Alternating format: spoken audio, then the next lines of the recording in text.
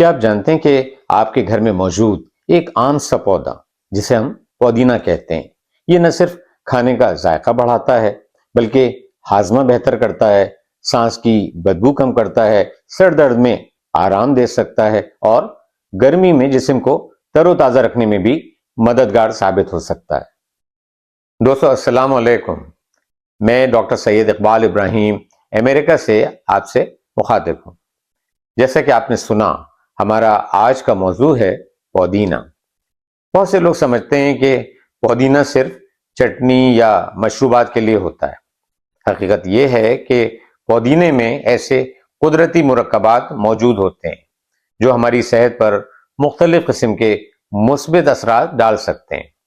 پودینے میں مینتھول، فلیونوئڈز اور anti oxidants پائے جاتے ہیں۔ آئیے اب بات کرتے ہیں پودینے کے 7 اہم طبی فوائد کے متعلق۔ نمبر 1، یہ ہاضمے کو بہتر کرتا ہے۔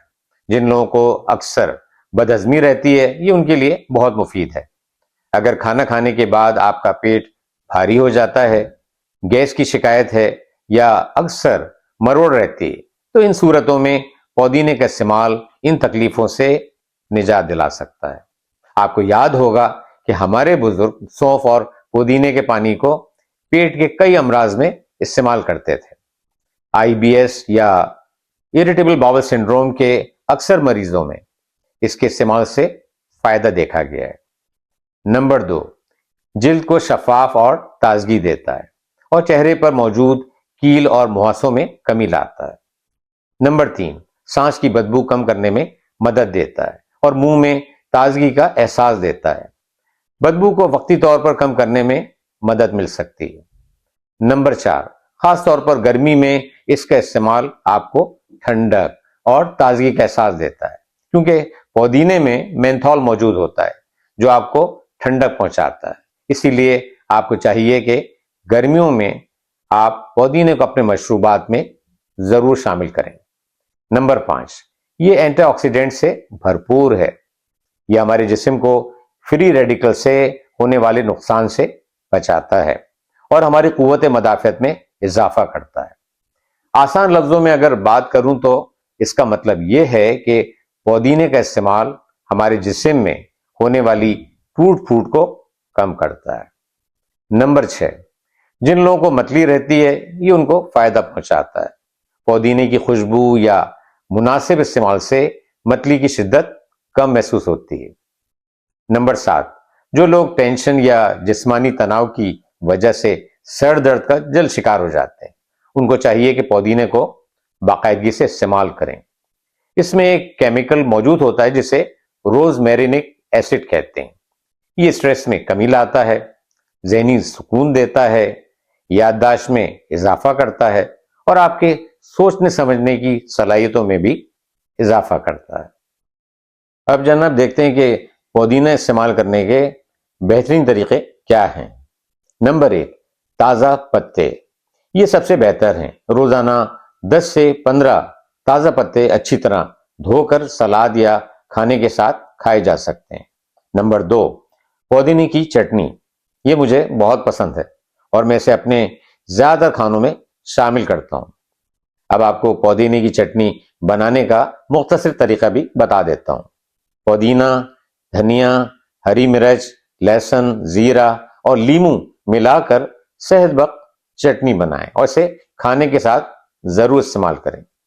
نمبر 3، پودینے کی چائے۔ 1 کپ گرم پانی میں 8 سے 10 پودینے کے تازہ پتے ڈال کر 5 سے 10 منٹ ڈھانپ کر رکھ دیں اور پھر اسے چھان کر پی لیں۔ اگر ذائقہ بڑھانا ہو تو لیموں یا تھوڑا سا شہد شامل کیا جا سکتا ہے۔ ڈائبٹیز کے مریض شہد استعمال نہ کریں۔ نمبر 4، پودینے والا پانی۔ 1 بوتل پانی میں پودینے کے چند تازہ پتے، لیموں کے چند قطرے اور چاہیں تو کھیرے کے چند سلائس بھی ڈال دیں۔ 2 سے 4 گھنٹے فریج میں رکھیں، پھر اسے دن بھر پئیں۔ نمبر 5، رائتا۔ دہی میں باریک کٹا ہوا پودینہ شامل کریں۔ گرمیوں میں یہ ہاضمے اور تازگی کے لیے بہت مفید ہے۔ نمبر 6، پودینے کے تازہ پتے اپنی سلاد اور سینڈوچ میں شامل کریں تاکہ ذائقہ اور خوشبو دونوں بہتر ہوں۔ نمبر 7، پھلوں کی اسموتھی یا سبزیوں کے جوس میں پودینے کے چند پتے شامل کرنے سے تازگی اور ذائقہ بڑھ جاتا ہے۔ آپ نے اکثر ریسٹورانٹ میں دیکھا ہوگا۔ اب اس کے استعمال کے وقت کچھ احتیاطوں پر بھی بات کر لیتے ہیں۔ اگر آپ کو تیزابیت یا سینے کی جلن ہے تو پودینے کو کم مقدار میں استعمال کریں۔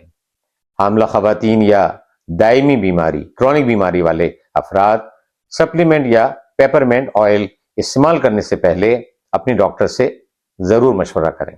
دوستو، اگر یہ معلومات آپ کے لیے مفید رہیں تو اس ویڈیو کو اپنی فیملی اور دوستوں کے ساتھ ضرور شیئر کریں۔ چینل کو سبسکرائب کریں تاکہ ہر نئی آنے والی ویڈیو آپ تک بر وقت پہنچ سکے۔ دوستو، اچھی معلومات کو دوسروں تک پہنچانا ایک صدقہ جاریہ ہے اور اس مشن میں میرا ساتھ دیں۔ اب اجازت دیں، اپنی صحت کا بہت خیال رکھیں۔ انشاءاللہ اگلی ویڈیو میں پھر ملاقات ہوگی۔ خدا حافظ۔